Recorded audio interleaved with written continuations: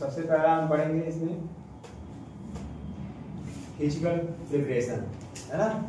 हम सीखेंगे इस वीडियो में फिजिकल प्रिपरेशन होता क्या है, क्या हम फिजिकल प्रिपरेशन में काम क्या करते हैं, मरीज के साथ क्या क्या व्यवहार करते हैं, ना। तो देखो इसमें हमारा सबसे पहला है इन्वेस्टिगेशन, यानी कि जो मरीज है उसका, जो मरीज ऑपरेशन के लिए आया है उसका सबसे पहला काम क्या करेंगे, इन्वेस्टिगेशन करेंगे, कि जांच पड़ताल करेंगे, है ना। जैसे बिल्डिंग का वो सब बना होगा तो इसमें इंस्पेक्शन हुआ होगा, जांच पड़ताल हुआ होगा, तो इसको लाइसेंस मिला होगा चलाने के लिए। वैसे हम सबसे पहले इसका इन्वेस्टिगेशन चेक करते हैं, तो ही इसको अप्रूव करते हैं कि इसका ऑपरेशन होगा कि नहीं होगा, है ना। अगर इन्वेस्टिगेशन सब सही है तो अप्रूव करेंगे, नहीं है तो क्या करेंगे, रिजेक्ट कर देंगे। जैसे इन्वेस्टिगेशन में ब्लड टेस्ट कराएंगे, CBC, sugar, coagulation profile, x-ray कराएंगे, ईसीजी कराएंगे, एमआरआई कराएंगे, सीटी स्कैन कराएंगे, जितनी भी जांच कराने होंगे, यानी कि जो हमारा जिस टाइप का डिसीज रहेगा उस टाइप का करेंगे, इन्वेस्टिगेशन कराएंगे। अगर हमारा इन्वेस्टिगेशन नॉर्मल आता है तो आगे प्रोसीड करेंगे, वरना वहीं से क्या करेंगे, घर भेज देंगे कि जाइए दवा खा के आइए, या हम ओपिनियन भेज देंगे, जिसमें ओपिनियन, जैसे मान लो हमारा ईसीजी में कोई चेंजेस दिख रहा है, ग्राफ प्रॉपर तरीके से नहीं है, क्या करेंगे, कार्डियोलॉजी ओपिनियन भेज देंगे। अगर चेस्ट में बलगम कफ ज़्यादा भरा है, या ऐसा लग रहा है कि उसको सीओपीडी है, अस्थमा है, टीबी है, निमोनिया है, तो क्या करेंगे, पल्मो ओपिनियन कर देंगे। अगर कोई हाइपरटेंशन का मरीज है, बीपी है, शुगर है, थायराइड है, अगर ऐसे मरीज हैं तो क्या करेंगे, उसको मेडिसिन ओपिनियन कर देंगे। तो अगर हमारा इन्वेस्टिगेशन प्रॉपर परफेक्ट नहीं है तो हम क्या करेंगे, उस पेशेंट को ट्रांसफर कर देंगे अदर वार्ड में, वहाँ जाएगा, उसका ओपिनियन होगा, जिस चीज़ के लिए टला रहेगा वहाँ पे लिखा रहता है कि किसको दिखाना है, किस डॉक्टर को दिखाना है, कार्डियोलॉजी को दिखाना है कि पल्मोलॉजी को दिखाना है कि मेडिसिन के डॉक्टर को दिखाना है। जिस डॉक्टर का ओपिनियन रहेगा उनके पास जाएंगे, वहाँ पे क्या होगा, उनका ट्रीटमेंट होगा। फिर जब ठीक हो जाएंगे तो फिर क्या करेंगे, री इन्वेस्टिगेशन करेंगे, दोबारा जांच करेंगे कि क्या सही हो गया कि नहीं हो गया। वर्बली कोई बात नहीं होता है, वहाँ पे फिर री इन्वेस्टिगेशन होगा, फिर अगर सही आया तो आगे प्रोसीड करेंगे, नहीं तो फिर भेज देंगे, है ना। तब तक नहीं प्रोसीड करेंगे जब तक हमारा एक नॉर्मल रेंज में ना आता है, सारा नॉर्मल रेंज में आना चाहिए, नहीं आएगा तो प्रोसीड नहीं करेंगे, ठीक है। नेक्स्ट हमारा है पेशेंट प्रिपरेशन, ये भी बहुत जरूरी होता है। पेशेंट प्रिपरेशन मतलब क्या होता है, पेशेंट को नहलाना, ड्रेस चेंज करना, है ना, जितने भी ज्वेलरी वगैरह पहना सबको रिमूव करना। इससे क्या होता है, बैक्टीरिया वायरस हमारे बॉडी में इंसर्ट होने के चांस ज़्यादा होते हैं। यही तो सोर्स है, गंदगी क्या है, बैक्टीरिया वायरस का सोर्स है कि नहीं है। अगर हम मान लो साफ सुथरा नहीं रहते तो हमारे ऊपर जितनी भी डस्ट है वो रहेंगे ही रहेंगे, जिससे क्या होगा, हमको हमारे बॉडी में इरिटेशन होगा, बेचैनी होगा, कुछ टाइम बाद धीरे धीरे क्या होगा, फीवर वगैरह होने लगेंगे, होगा कि नहीं होगा, हम फ्रेश रह पाएंगे नहीं। जैसे नहा लेते हैं वैसे क्या होता है, हमारे अंदर फ्रेशनेस आती है ना। तो वैसे क्या करेंगे, मरीज को सबसे पहले नहलवाएंगे, फिर ब्रश करते हैं ना हम लोग, तो वैसे उसका क्या करेंगे, ओरल हाइजीन बीटाडीन से या एंटीसेप्टिक सोल्यूशन क्या करेंगे, पूरा ओरल हाइजीन करेंगे। नेक्स्ट क्या करेंगे, एनपीओ। एनपीओ का फुल फॉर्म होता है नील पर ओनली या नथिंग गिवन बाय माउथ, यानी कि उसको क्या करना है, मुंह से कुछ देना नहीं है। कितना घंटा, 6 घंटा पहले, यानी कि ऑपरेशन का टाइम 10 बजे है तो हमको 6 घंटा पहले, यानी कि भोर में 4 बजे से ही खाना पानी बंद कर देना है। क्यों, इसका फायदा क्या होता है, इससे हमको पेशेंट को एक्सपिरेट होने का चांस कम हो जाता है। एक्सपिरेट मतलब सरकने का चांस, जैसे हम लोग खाना खाते हैं, पानी पीते हैं, सरक जाता है ना। सरकना मतलब फेफड़े में चला जाता है चावल का दाना, जैसे जाता है हमारी बॉडी के अंदर क्या एक्टिविटी आती है, खांसने लगते हैं। तब तक खांसते हैं जब तक चावल का दाना बाहर ना निकल जाता है, या तो नाक रास्ते या तो मुंह रास्ते। होता है, क्यों होता है, मोस्टली नाक रास्ते ही आता है।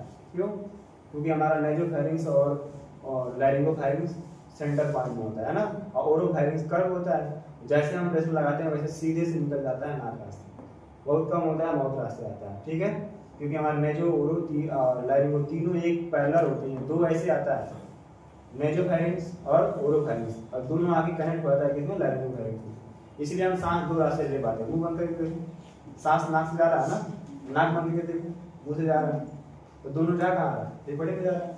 तो वैसे अगर हम खाना खाए रहेंगे, बेहोशी किया जाए तो वहाँ पे हमको वोमिटिंग होने का चांस होता है। तो वोमिटिंग अगर हम किए सोए सोए तो क्या होगा, कहाँ जाएगा, क्योंकि सबको पता है ट्रेकिया का जो ढक्कन है एपिग्लॉटिस हमेशा खुला रहता है, तभी हम सांस ले पाते हैं। तो जैसे उल्टी हुआ, एपिग्लॉटिस हटा और माउथ में रुकेगा, है ना, हम उस काबिल नहीं रहेंगे कि हम थूक लें या बोल सकें। क्यों? क्योंकि हम क्या रहेंगे, बेहोश रहेंगे ना सर्जरी के दौरान। तो जो स्टमक कंटेंट रहेगा माउथ से सीधे कहाँ जाएगा, फेफड़े में जाएगा, क्योंकि फेफड़ा का रास्ता हमेशा खुला है ना, तो वहाँ पे जाने के चांस ज़्यादा रहते हैं, इसीलिए क्या करते हैं, एंटीओ रख देते हैं। नेक्स्ट हमारा क्या है, remove dandruff, jewellery and nail paint. ये सब भी निकालने में हमको हेल्प करना चाहिए, निकाल देना चाहिए। इससे क्या होगा, बैक्टीरिया, वायरस या इलेक्ट्रिक शॉक लगने के चांस कम होते हैं। जैसे मान लो हमारा ज्वेलरी पहनी है ना, रिंग हाथ में, पैर में सब पहने होते हैं ना, तो अगर हम नहीं निकालते हैं तो हमारे जो कॉटरी मशीन होती है, कॉटरी, वो हमारा इलेक्ट्रिक जनरेटेड होता है, इलेक्ट्रिक बेस पे चलता है। जैसे हम ऑन करते हैं तो क्या होता है, शॉर्ट सर्किट होता है। तो सबको पता है अर्थिंग और बेस, पता है कि नहीं पता है? अर्थिंग आपका कहीं से भी ले सकता है, लेकिन बेस आपका वो पोल में होता है जो आपके कॉटरी मशीन में होता है ना। तो उससे क्या होगा, शॉर्ट सर्किट होने के चांस रहेंगे, जिससे हमारा शॉक लगने का चांस हो सकता है। वो किस टाइप का शॉक होगा, इलेक्ट्रिक शॉक होने के चांस रहेंगे, है ना। नेक्स्ट हमारा बावल एंड ब्लैडर केयर। इसमें क्या करना है हमको, बावल मतलब पेशाब कितने होगा नहीं, बावल मतलब क्या होता है, आंत, वो भी बड़ा वाला आंत है ना, और ब्लैडर मतलब होता है पेशाब की थैली। इन दोनों को भी क्या करना, हमको खाली रखना है। कैसे, एनिमल लगाएंगे तो क्या होगा, बावल का पूरा सफैया हो जाएगा, और नेक्स्ट ब्लैडर जब हम पुलिस के लेकर डाल देंगे तो क्या होगा, पूरा पेशाब बाहर निकल जाएगा। ठीक है, तो इसमें पहला क्या इन्वेस्टिगेशन करेंगे, जैसे हमारा चेस्ट एक्सरे, ये हमारा नॉर्मल चेस्ट एक्सरे है। कैसे देख पाते हैं, आप भी थोड़ा बहुत देख लोगे। इसमें क्या है, देखो ब्लैक ब्लैक जितने पोर्शन दिख रहा है ना, ये हमारा क्या है, एयर फिल्ड कैविटी है। जैसे हवा आपके बॉडी के अंदर है तो कैसा दिखेगा, ब्लैक दिखेगा। अगर हवा नहीं है तो व्हाइट दिखेगा। देखो यहाँ पे व्हाइट दिख रहा है ना, तो ये हमारा व्हाइट क्यों है, क्योंकि हमारा यहाँ पे क्या होता है, स्टर्नम होता है। ये हमारा व्हाइट क्यों है, क्योंकि हमारे इस पोर्शन में क्या है, खाली जगह है ना, क्योंकि यहाँ पे हवा रहेगा नीचे। ये हमारा एब्डोमेन कैविटी आ गई, अगर एब्डोमेन कैविटी में आंत में टट्टी रुकी है तो ब्लैक आ जाएगा, है ना। जिससे हम कहेंगे देखो यहाँ पे तुम्हारे आंत में क्या है, टट्टी रुका हुआ है या गैस बना हुआ है। तो ये फ्रेश है, यानी इस पेशेंट को गैस्ट्राइटिस भी नहीं है और लंग्स पूरा क्लियर है, तो चेस्ट एक्सरे इसका सही है। नेक्स्ट हमारा है, वहाँ पे देखो ग्लूकोमीटर लेके क्या शुगर चेक कर रहे हैं ना, इसको आरबीएस बोलते हैं, रैंडम ब्लड शुगर, जो हम कहीं भी ले सकते हैं। शॉर्ट टर्म प्रोसीजर होता है, थोड़ा पिंच मारते हैं, फिर मशीन से लेके मेजर कर लेते हैं ना कितना उसका शुगर है। नेक्स्ट हमारा पल्स ऑक्सीमीटर, नाम में ही आंसर, पल्स मतलब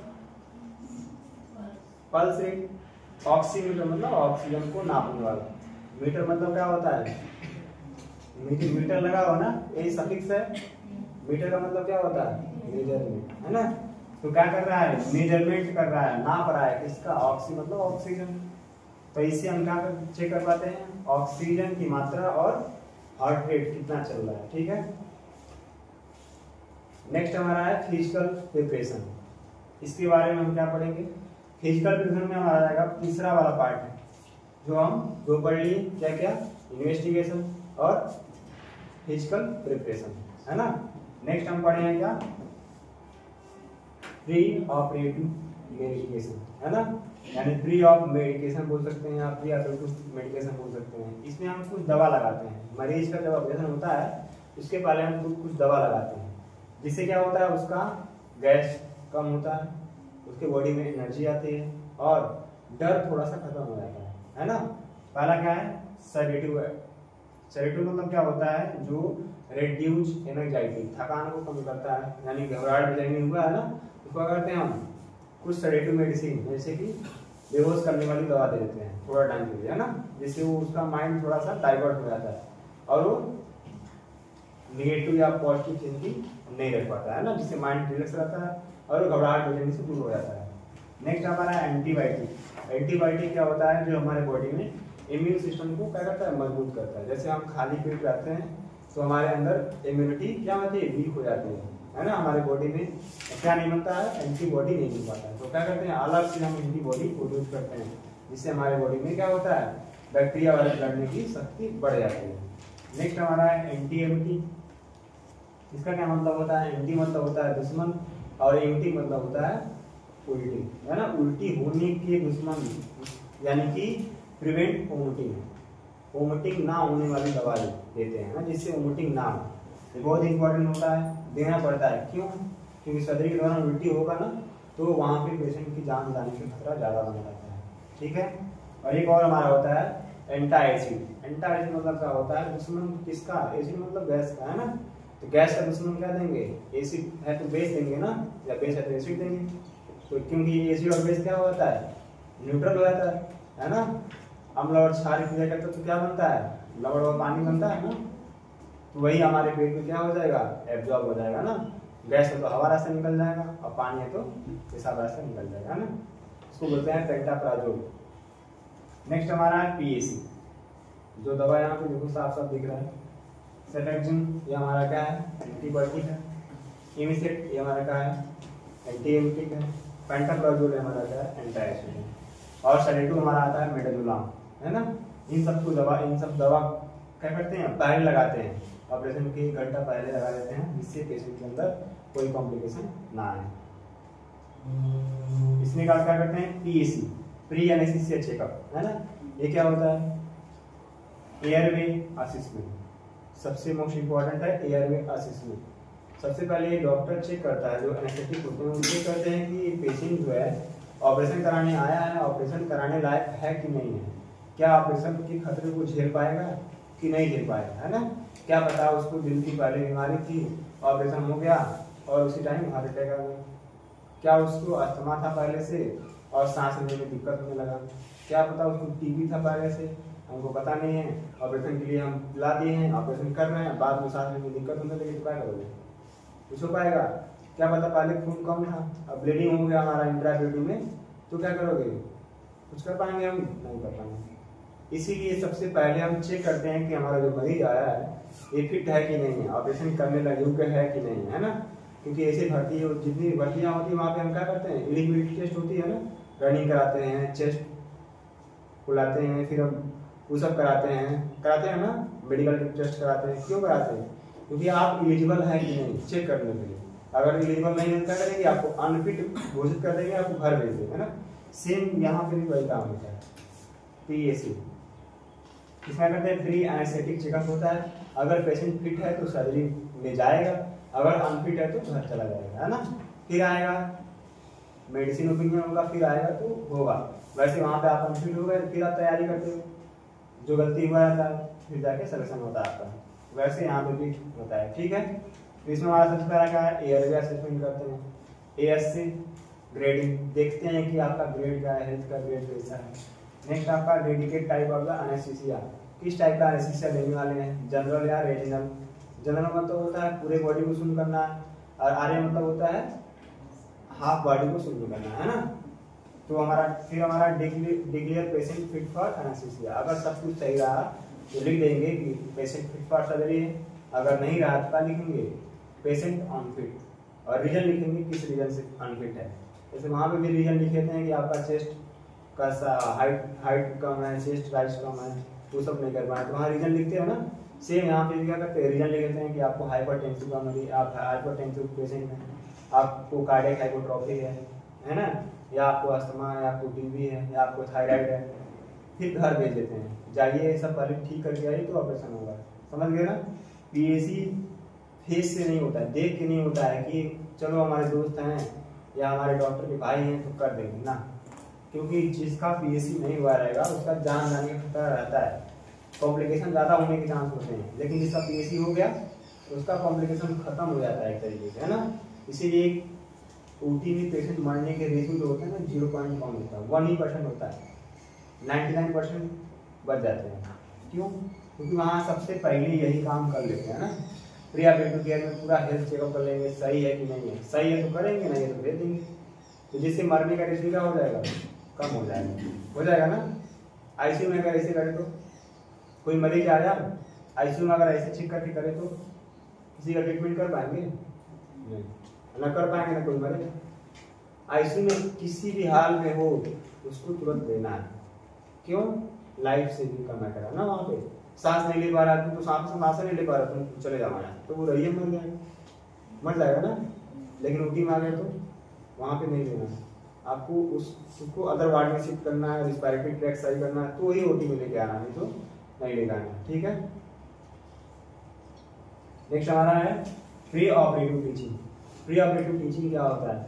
प्री मतलब पहले, ऑपरेटिव मतलब ऑपरेशन, और टीचिंग मतलब क्या होता है? बताना, सिखाना, पढ़ाना, है ना। तो पेशेंट क्या करते हैं, ऑपरेशन के पहले हम पढ़ाते हैं, बताते हैं, सिखाते हैं कि ऐसे ऐसे करना है, ऐसे ऐसे आपके साथ होगा, घबराना नहीं है ना। नहीं तो तुरंत लेके जाओ, पेशाब की नहीं डाल दो, चिल्लाएगा ना, भागेगा दौड़ के, क्या कर रहे हैं, है ना। लिथोटिक पोजीशन बनाना, पैर ऐसे फैला के बांधो, डांटेगा या नहीं डांटेगा? वो घबरा जाए, क्यों पैर मेरा ऐसे उठा के बांधना, पेट के बल लेटाना है, लेटा तो मुझे पेट के बल क्यों लेटाया जा रहा है? जब उसको पता रहेगा कि आपका पीठ की सर्दी है, या आपकी पेशाब की थैली पड़ रही है, या आपका पैर ऐसे बनाना पड़ेगा जिससे आपका सर्दी आसानी से हो जाएगा, तो वो अच्छे से कोऑपरेट करेगा, नहीं तो कोऑपरेट नहीं करेगा। इसमें हमारा क्या है, explain surgery in simple language, शुद्ध भाषा में समझाना है। जैसे पित्त की थैली का ऑपरेशन होना है तो बताना है, देखो भैया तुम्हारा पित्त की थैली में पथरी हो गया है, इसका एकमात्र उपाय है ऑपरेशन, है ना। आज ऑपरेशन होगा, 2 दिन बाद तुम घर चले जाओगे, छोटे छोटे चीरे लगेंगे, लैप्रोस्कोपिक होगा तो, और ओपन होगा तो थोड़ा बड़ा चीरा लगेगा। ओपन में थोड़ा 2 दिन बाद जाओगे, और लैप्रोस्कोपिक में 1 ही 2 दिन में चले जाओगे, है ना।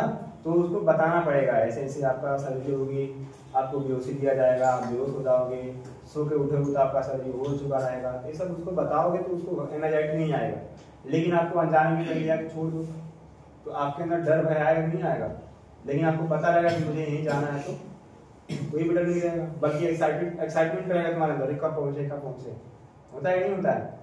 फिर हमारा teach deep breathing and coughing exercise. Surgery के दौरान या सर्जरी के बाद कैसे कैसे हमको सांस लेना है, या कैसे कैसे हमको खांसी करना है। मान लो खांसी आ रहा है तो कैसे खांसी करोगे? मान लो हम खांसी करते हैं तो क्या होता है, एब्डोमिनल कैविटी के प्रेशर बढ़ते हैं। तो मान लो पेट की सर्जरी हुई है, खांसी कर रहा है तो क्या होगा, वहाँ पे घाव जो है वो पकने के चांस ज्यादा होंगे, और टाका जो है खुलने के चांस ज्यादा रहेंगे, है ना।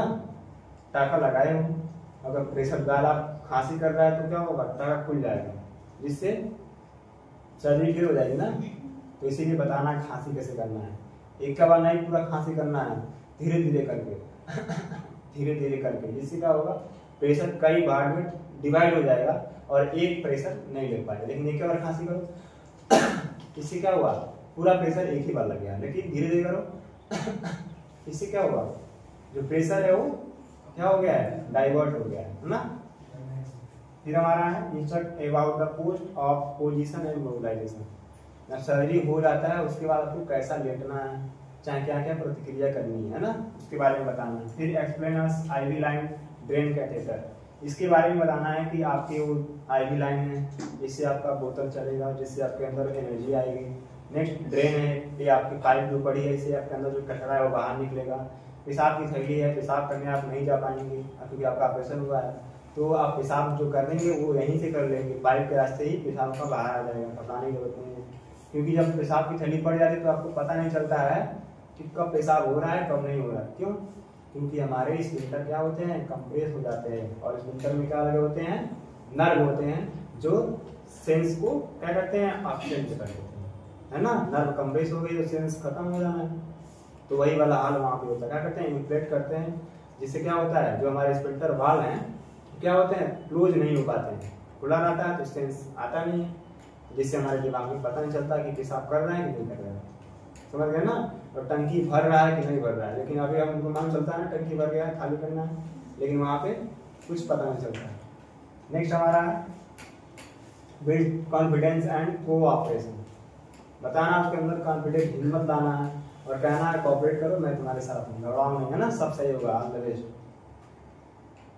देखो ऐसे उसको पढ़ाना है, बताना है, सिखाना है। कोई भी मरीज हो सकता है, छोटा बच्चा हो सकता है, बूढ़ा हो सकता है, जवान हो सकता है, मेल हो फीमेल हो, सबको हमको एक ट्रीटमेंट करना है ना। फिर हमारा है साइकोलॉजिकल डिप्रेशन।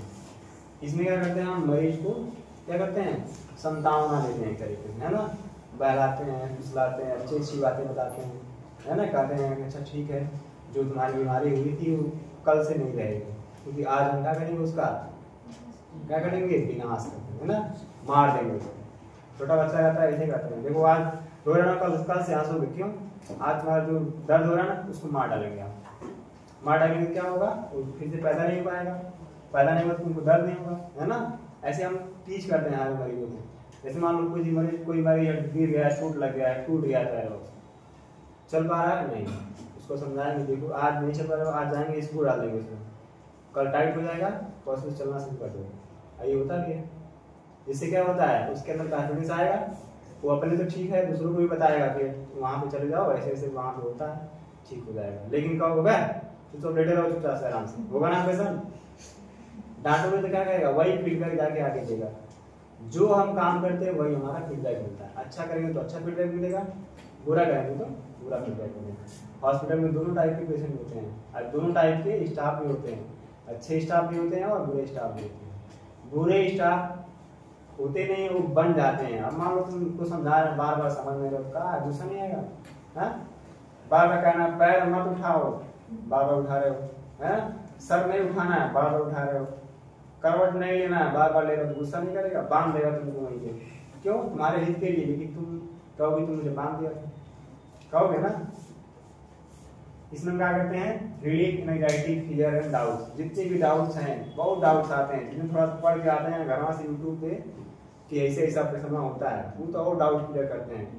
अच्छा ठीक है, ऐसे बोलने के बाद क्या होगा, अच्छा ऐसे होगा, अच्छा इसके बाद क्या होगा, जब सुइया लगाएंगे तो क्या होगा, बहुत सारा क्वेश्चन पूछते रहते हैं। क्यों, क्योंकि सोशल मीडिया है, हर एक ऑपरेशन डॉक्टर बोल दिया कि LHCS होना है, तो फीमेल एक यार घर गई यूट्यूब पे सर्च करी LHCS क्या होता है। अब तो लो भैया, शुरू से लेकर अंतिम पढ़ा दिया। अब वही पढ़ के जैसे ओटी में घुसती है, अच्छा ठीक है हम बैठाया जाएगा ना, हम बैठ जा रहे हैं पहले से, है ना, क्योंकि स्पाइनल लगेगा वहाँ पे। स्पाइनल लगने के बाद अब क्या होगा, अच्छा पैर शून्य हो जाएगा धीरे धीरे, हाँ देखिए होना शून्य हो रहा है। अच्छा अब यहाँ पे चीरा लगेगा, हाँ लगेगा, तो सब बताने लगते हैं कि चलो मुझे ऑपरेशन करो, मैं सीख के आया हूँ ना। ऐसे ऐसे मरीज इस लेवल से आ जाते हैं। और ज़्यादा कौन होता है, जो बीच वाला होता है, थोड़ा थोड़ा ज़्यादा पढ़ लेते हैं। जैसे BS सब कर लिए, कोई BSc कर लिया, अच्छा B.Ed कर लिया, वो तो, या जिसके हस्बैंड थोड़ा सा लेवल वाले होते हैं, वो एकदम पढ़ के आती हैं सब, है ना, कि ऐसे होगा, यही करेंगे ही करेंगे। नेक्स्ट हमारा है encourage patient and to ask question. बढ़ावा देते हैं कि ठीक है पूछो, तुम्हारे अंदर बस डर नहीं होना चाहिए ना, पूछो जितना पूछना है। नेक्स्ट हमारा प्रोवाइड रिश्योरेंस एंड सपोर्ट, है ना, उसको सपोर्ट देना है, घबराहट के टाइम से क्या करना है, बचाना है कि चलो ठीक है मैं तुम्हारे साथ हूँ, मैं तुम्हारे साथ रहूँगा, तुम्हारा ऑपरेशन होने तक मैं तुम्हारे साथ रहूँगा, घबराओ नहीं। नेक्स्ट हमारा involve family to emotional comfort, involve कर देना। जैसे मान लो कोई डर रहा है, घबरा रहा है, मिलने के लिए बोल रहा है कि फैमिली से मिलवा दो तो मैं ऑपरेशन करवाऊंगा। बहुत होते हैं ऐसे, मेरे हस्बैंड आ जाएंगे तब भी ऑपरेशन होगा, तो नहीं कराएंगे, भले ही मेरे साथ कुछ भी हो जाए। तो ऐसे ऐसे मरीज मिलते हैं, तो क्या करना पड़ता है, हमको मिलवाना पड़ता है, इन्वॉल्व करना पड़ता है फैमिली को, चलो ठीक है मिल लो तब जाओ, तब होता है ऑपरेशन। नेक्स्ट हमारा position attitude help in faster recovery.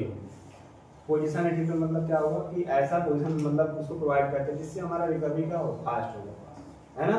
और जैसे हमारा पोजीशन सही से बना वैसे हमारा सर्जरी भी क्या हो जाएगा, आसानी से हो जाएगा, है ना। तो कोऑपरेट करने के लिए बोलना पड़ेगा कि आप आसानी से कोऑपरेट करिए, आपके साथ अच्छा होगा, है ना।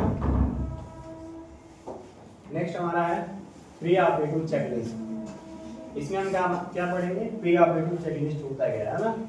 प्री मतलब पहले, ऑपरेटिव मतलब ऑपरेशन हो गया, चेकलिस्ट मतलब क्या करते हैं, एक लिस्ट मिलती है ना, वहाँ पे हम चेक करते रहते हैं क्या काम हुआ है क्या काम नहीं हुआ है। कब, जब मरीज को ओटी में लेते हैं, है ना, उसके पहले चेक करते हैं। पहला क्या है, पेशेंट आइडेंटिफिकेशन चेक।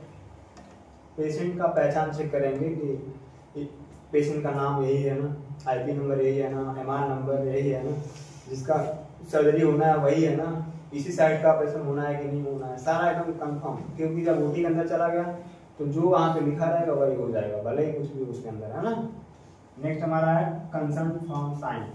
सहमति पत्र साइन होना चाहिए, क्योंकि कोई कॉम्प्लिकेशन हो गया तो आपके पास कोई सबूत रहना चाहिए दिखाने के लिए, है ना। नेक्स्ट आपका इन्वेस्टिगेशन कंप्लीटेड, खून पेशाब की जांच होनी चाहिए, एक्सरे ECG भी होनी चाहिए, क्योंकि वहाँ पे भी डॉक्टर आते हैं, वो अपना चेकअप करते हैं, फिर वो ऑपरेशन को क्या करते हैं, स्टार्ट करते हैं। नेक्स्ट हमारा वाइटल रिकॉर्ड। वाइटल रिकॉर्ड में आपका क्या क्या आएगा, 5 चीज आते हैं, BP शुगर आएगा ना, BP आपका सेकेंडरी वाइटल ऑर्गन आते हैं। मेन आपका क्या होगा, टेम्परेचर होगा, पल्स होगा, है ना, फिर SpO2 होगा, फिर क्या होगा, रिस्पायरेशन रेट होगा, और लास्ट में पेन होता है। ये आपके 5 क्या हैं, मेन वाइटल ऑर्गन है जिसको हम रिकॉर्ड करते हैं। नेक्स्ट हमारा प्री ऑपरेटिव मेडिसिन दे दिया गया है कि नहीं दिया गया है, क्योंकि 1 घंटे पहले ही दवा देना होता है, तभी उसका एक्शन आता है। फिर डेंड्रफ और नॉमिनेट नेल पॉलिश रिमूव, जितनी भी ऊपर गंदगी है ना, नेल पॉलिश वगैरह है, सबको निकाल देना है ना। डेंड्रफ मतलब गंदगी वगैरह होते हैं। नेक्स्ट हमारा all document attach with the case file, जो एक फाइल होती है जिसको बोलते हैं BST, बेड हेड टिकट, उसमें ये सब अटैच होना चाहिए, है ना, कि बाद में कोई दिक्कत हो तो हम उसको प्रूफ के रास्ते दिखा सकते हैं, है ना। ऐसी फाइल होती है, इसमें सारा हमारा अटैच होता है। सब लोग अपना अपना लोगो बनवाते हैं, है ना, जिस हॉस्पिटल का रहेगा उसका अपना लोगो रहेगा उसका, तभी ना पहचान आएगा कि हमारा इस हॉस्पिटल का है। नेक्स्ट यही है BST क्या होता है, बेड हेड टिकट। इसमें क्या करते हैं, हमारा कंटेंट क्या क्या लगे होते हैं। एक हमारा फाइल होता है, जैसे वकील का फाइल भी एक फाइल होता है, उस पर लिखा रहता है धारा नंबर इतना, फलाने विपक्षी पर, है ना, ये सब लिखा रहता है ना उसमें। वैसे यहाँ भी लिखा रहता है क्या क्या नाम है, किसके अंदर भर्ती है, क्या ऑपरेशन होना है, कौन कौन देखने आया था, है ना, कौन कौन सी जांचें हुई हैं, क्या क्या काम हुआ है, क्या करना है, नेक्स्ट क्या मेडिसिन देना है, सब इसमें अटैच होता है। सबसे पहले क्या, पेशेंट आइडेंटिफिकेशन डिटेल, सबसे पहला वाला फ्रंट वाला पेज रजिस्ट्रेशन पेज बोलते हैं, उसमें डिटेल रहेगा मरीज का। नेक्स्ट हमारा हिस्ट्री एंड डायग्नोसिस, क्या उससे पूछताछ हुआ है और क्या निष्कर्ष निकला है कि कौन सी बीमारी है। बोलते हैं ना कि हमको दर्द भी हो रहा है, बुखार भी हो रहा है, घबराहट भी हो रही है, बेचैनी भी हो रही है, भूख भी नहीं लग रहा है, तो सारा का एक निष्कर्ष निकलता है कि चलो ठीक है तुमको टाइफाइड हो गया है ना। तो टाइफाइड क्या है आपका, एक डायग्नोसिस है ना। नेक्स्ट हमारा है इन्वेस्टिगेशन रिपोर्ट, किस बल पे कहे हैं कि टाइफाइड है, तो रिपोर्ट लगा रहना चाहिए, है ना, तभी ना साबुत चाहिए ना। आप मान लो कह दो अपेंडिसाइटिस है और रिपोर्ट का नहीं है, तो क्या कहोगे, कुछ कहने की चांस है ना। नेक्स्ट हमारा है physician and anaesthesia note, doctor का नोट्स और एनेस्थीसिया का नोट्स भी क्या होना चाहिए, उस पर नोट डाउन होना चाहिए, है ना। नेक्स्ट हमारा medicine and nursing care record, medicine मतलब दवा, क्या क्या दवा लगी है, और रिकॉर्ड मतलब क्या क्या उसका वाइटल था, बीपी कितना था, पल्स कितना था, टेम्परेचर कितना था, है ना, पेन स्कोर कितना था, रिस्पायरेशन रेट कितना था, सब नोट डाउन होना चाहिए। नेक्स्ट हमारा है सब मेडिकल रिकॉर्ड, कैसे उसको उसका सेवा करना चाहिए। सब मतलब होता है उसका हेल्प करना, कैसे कैसे मेडिकल और लीगल रिकॉर्ड की तरह रखना होता है, इलीगल नहीं, है ना। कोई भी काम हम मेडिकल में इलीगल नहीं कर सकते हैं, इलीगल करेंगे तो फिर फंस जाएंगे, समझ गए ना। चोर है, हॉस्पिटल चोर है, डॉक्टर भी चोर है, स्टाफ भी चोर है,